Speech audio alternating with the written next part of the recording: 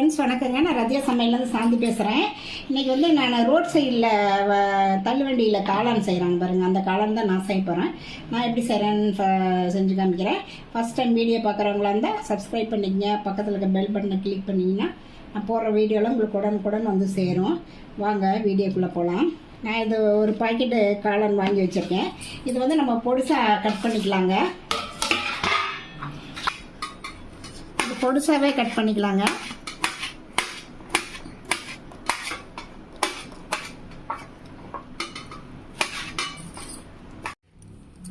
காளான் இந்த மாதிரி நல்லா பொடிசாக கட் பண்ணிக்கணுங்க. கட் பண்ணிட்டேன்.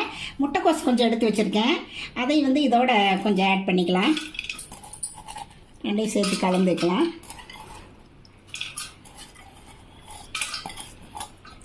இது கூட கார்ன்ஃப்ளவர் வந்து ஒரு டேபிள் ஸ்பூனு,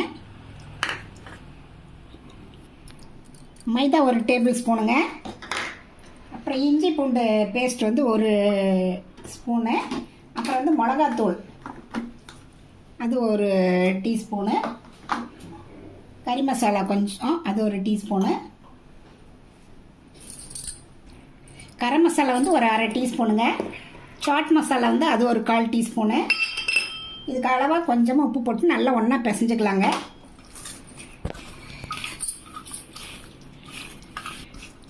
கொஞ்சம் தண்ணி தொளிச்சு பிசைஞ்சுக்கலாங்க.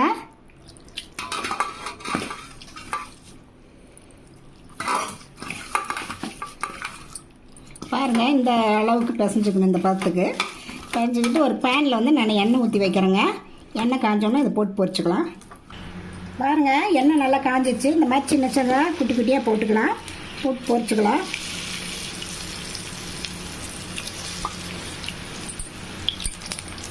பாருங்கள், நல்லா செவந்துருச்சு. இந்த அளவுக்கு எடுத்தால் போதும்.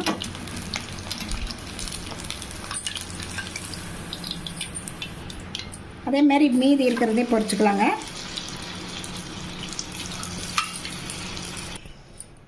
ஒரு பேனில் எண்ணெய் ஊற்றிருக்கேங்க. இந்த வெங்காயத்தை நல்லா போட்டு வதக்கிக்கலாம். இஞ்சி பூண்டு பேஸ்ட்டுங்க,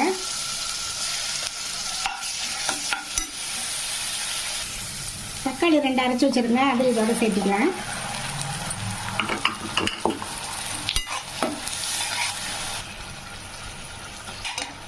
இது கூட மிளகாத்தூள் வந்து ஒரு டீஸ்பூனு, சிக்கன் மசாலா ஒரு டீஸ்பூனு, கரம் மசாலா ஒரு அரை டீஸ்பூனுங்க, சாட் மசாலா ஒரு 1/4 டீஸ்பூனு. இதுக்கு அளவாக கொஞ்சமாக உப்பு இதெல்லாம் போட்டு நல்லா எண்ணெய் பிரிஞ்சு வர இதாகிடுங்க. இந்த காளானுக்கு இந்த மாதிரி மசாலா செஞ்சால் தான் நல்லாயிருக்கும்.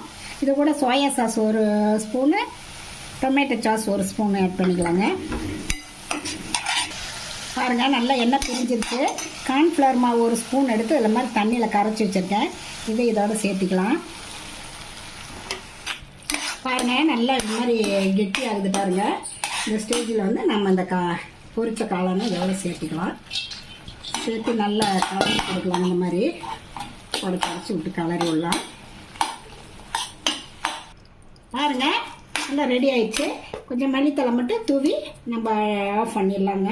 இதை ஒரு பிளேட்டுக்கு மாற்றிட்டு காமிக்கிறேங்க.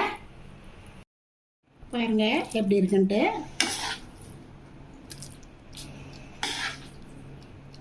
இது கூட நம்ம வந்து கொஞ்சம் வெங்காயம், கொஞ்சம் மல்லி இலை கலந்து சாப்பிட்டோம்னா அவ்வளோ டேஸ்ட்டாக இருக்குங்க. இது ரோட் சைடில் எப்படி செஞ்சு கொடுக்குறோம் அதே மாதிரி டேஸ்ட்டில் இருக்கும். நீங்களும் இது மாதிரி ட்ரை பண்ணி பார்த்துட்டு எப்படி இருக்குன்னு ரத்யா சமையலுக்கு சப்ஸ்கிரைப் பண்ணுங்கள், லைக் பண்ணுங்கள், ஷேர் பண்ணுங்கள். அடுத்த வீடியோவில் வேறு ரெசிபியோடு சந்திக்கிறேன்.